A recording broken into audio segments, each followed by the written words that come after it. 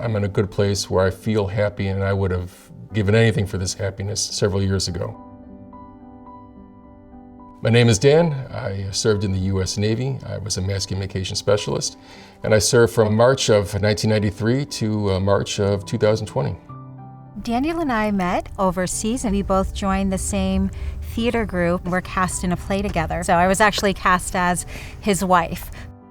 We were married in 2000, so it's 20 years this year.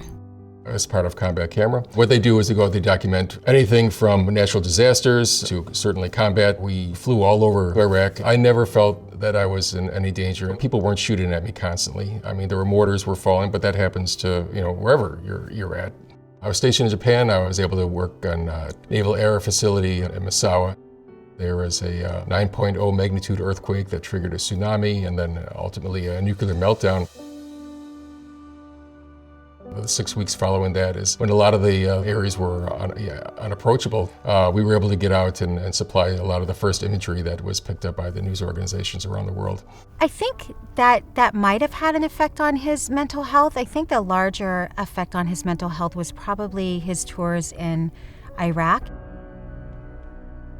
After I returned from Iraq, I would wake up and very concerned, and I couldn't really figure out what made me so anxious and nervous, and it's a terrible feeling. I would go to work sometimes with 2 or 3 hours of sleep, trying to come home, eat, fall asleep on the couch, and then it's midnight and I'm up and I'm very alert.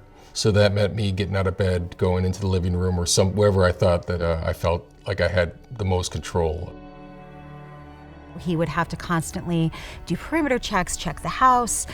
There was a long period of time where he couldn't sleep in bed. But I'd gotten so used to it. Eventually, I started sleeping on the couch sometimes 5-6 days out of the week. I was really reluctant to talk to people about this because it feels like cowardice almost. That I should be able to suck it up. This is something I should have looked at much sooner, but it took almost 10 years before I actually went to talk to somebody.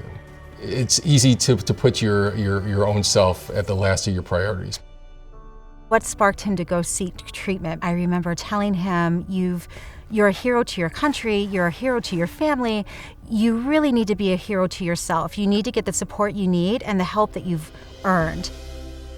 I did have a counselor that I talked to for a while. It was actually a pain clinic I went to, which I found the most effective thing. It was me doing a teleconference on a screen to a doctor. We would talk approximately 2 to 3 times a month. While it is for alternate means to handle pain, a lot of the times, and most of the times, as it turns out, we would talk about my mental state. He was a great listener and was able to get me out to talk to other doctors who their specialty was what I was having trouble with. It was the best thing that I did while I was pursuing my health. We didn't want to diagnose it as PTSD right away. Until it was PTSD, it was like PTSD-like symptoms. We did combat acupuncture in my ears. There was an overwhelming amount that they could do.